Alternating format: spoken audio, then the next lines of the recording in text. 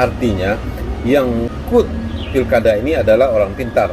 Orang pintar melanggar dan ditegur oleh orang pintar lagi, ditonton oleh rakyat yang pintar dan tidak pintar.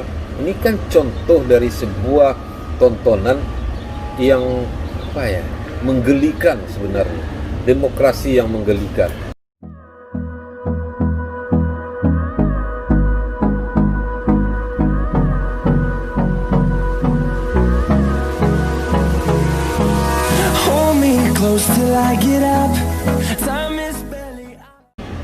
Kita boleh tidak sepakat, tapi saya menilai agak dipaksakan pelaksanaan pilkada serentak di Indonesia saat ini. Beberapa bukti menunjukkan ada KPPS yang tidak mau di swab, akhirnya mereka mengundurkan diri. Ada yang ribuan orang reaktif setelah dirapid, dan kemudian ada yang tidak mau di swab. Ada KPPS yang memakai APD astronot, panasnya minta ampun itu, bisa beberapa jam memakai itu siksaan. Kalau tidak percaya bisa dicek ke tenaga medis bahwa memakai pakaian seperti itu bukan seperti memakai jas. Nah, secara keseluruhan di Indonesia, kata catatan polisi, pilkada serentak berjalan aman dan lancar. Itu aman dan lancarnya iya, tapi ada dua hal yang dilaksanakan. Pertama pilkadanya, kedua protokol kesehatannya. Di tengah naiknya angka korban COVID-19.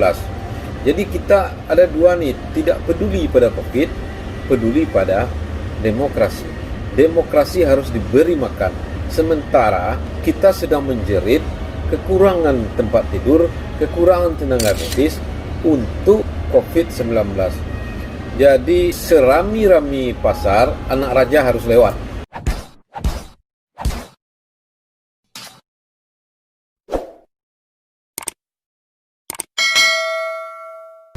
Masalahnya sekarang lagi adalah rakyat Indonesia ini yang 9 bulan menanggung derita yang takkan bisa ia ceritakan kepada siapapun karena yang lain juga mengalami yang sama. Tapi kalau kita tanya kepada rakyat, hidupnya pedih, perih. Rasa pedih itu di dalam pandemi yang 9 bulan itu kepada siapa dia ceritakan? Dia hempaskan kepada orang yang hendak dipilih. Dia hempaskan seperti itu. Bantuan-bantuan yang datang itu seperti keran yang berkarat, airnya menetes satu-satu. Kemudian terdengar pula ada korupsi. Jadi rakyat itu ada dendam yang ia sematkan dalam hati kepada pemerintah sejak dulu, dan itu berlaku di seluruh bekas jajahan Hindia Belanda. Ada perlawanan, begitu ada kesalahan di pemerintah akan keluar meledak, dan meledaknya itu bisa dia diam dan bisa dia balaskan dengan tidak memilih lagi. Penyelenggara pilkada di Indonesia agak kesulitan mengajak masyarakat untuk berpartisipasi penuh dalam pilkada ini. Kenapa? Karena alat-alat misalnya senian tradisional tidak bisa ditampilkan secara manual di satu tempat, hanya dengan online. Sosialisasi ke TPS melalui online, yang melihat aja seberapa orang. Itu satu. Yang kedua, rata-rata partisipasi itu sebenarnya bagus juga, 60% rata-rata. Itu karena mereka memang sudah di rumah, bukan karena imbauan agar ke TPS, bukan karena itu.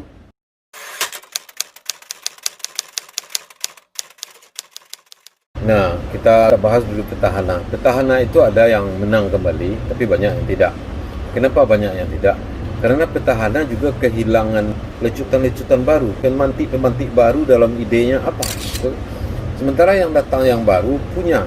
Jadi dia agak segar, petahana andalkan kekuatan jaringan birokrasinya yang pura-pura tidak dipakai.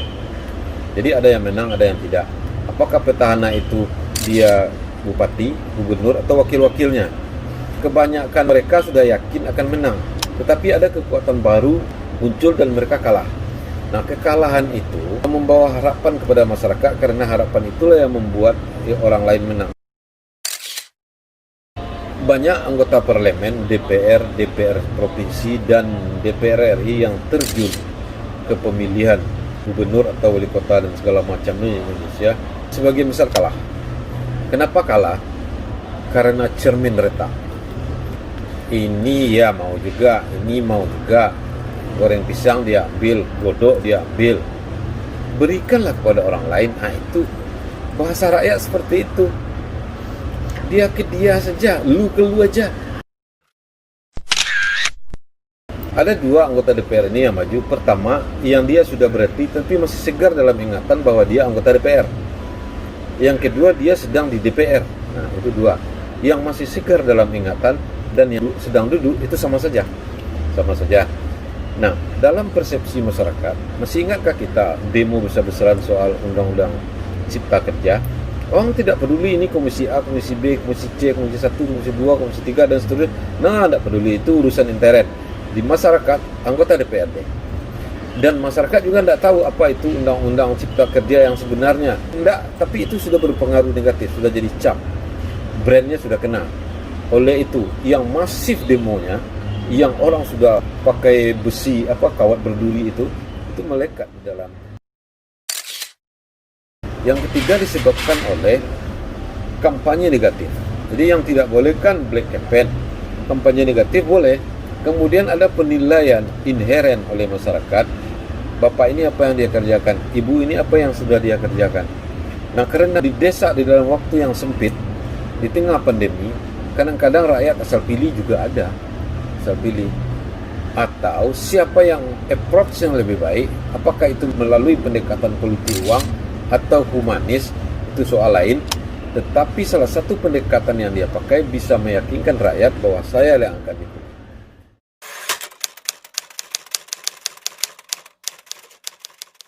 Nah, memang ada saya misalnya atau si A misalnya punya kantong suara di daerah pemilihan ini sebagai anggota DPR RI atau DPRD provinsi, itu benar. Tetapi orang lain juga bisa merebut kantong suara ini, mengambil roti dari mulut orang lain, karena dia juga punya cara untuk itu. Kan dia bersosialisasi. Orang ini sudah berada di zona nyaman dan merasa ini tidak bisa diambil orang lain, ternyata memang itu yang direbut orang. Jadi mungkin abai akan kekuatan dia sehingga orang lain masuk. Di pagarnya rapuh, masuklah kambing ke dalam. Dimakannya lah pucuk ubi itu. Kalau pagar kita kuat, suara kita tidak akan lepas. Di Sumatera Barat banyak petahana yang tumbang. Kenapa tumbang? Pertama, lihatlah ketika dia duduk, tidak ada isinya loh. Sasek pilih ya pertama, kata rakyat ya. Pilih waktu kalah. Yang kedua, dia yakin karena dia petahana dia akan menang. Dia tidak, spiritnya tidak sekuat orang yang baru masuk, dia kalah.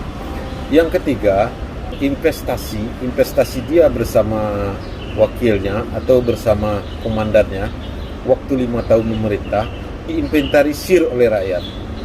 Jadi apa yang dia perbuat, bagaimana dia dan segala macam. Jika nilainya di bawah orang yang baru masuk, dia pasti kalah.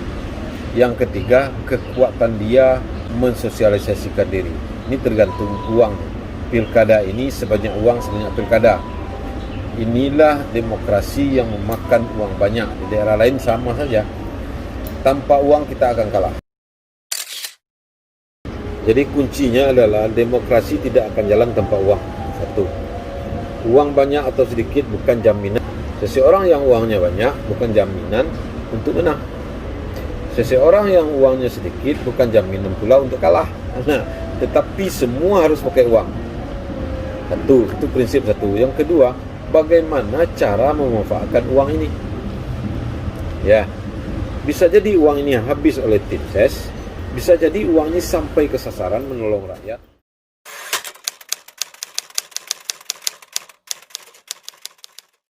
Pemakaian medsos di dalam dunia politik di Indonesia amat gencar sejak Pilpres tempo hari.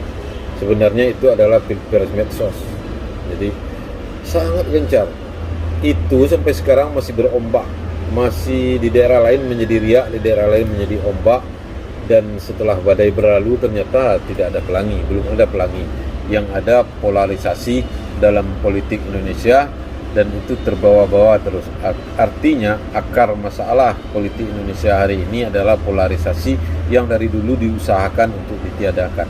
Selain polarisasi adalah identitas kelompok. Nah, itu semakin menjadi-jadi.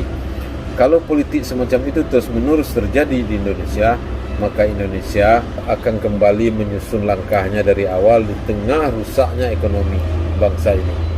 Ini kerja berat negara berkembang. Tapi ini adalah ciri-ciri negara berkembang yang bolak-balik di situ saja sampai pada saatnya dia masuk ke negara yang matang. Kuncinya adalah pertama kebudayaan, kedua peradaban, dan kedua itu kuncinya adalah pendidikan dan ekonomi.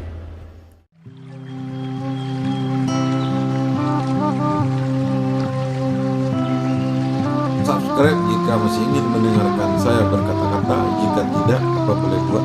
Tidak apa-apa. Yang penting hati dan riang adalah apa?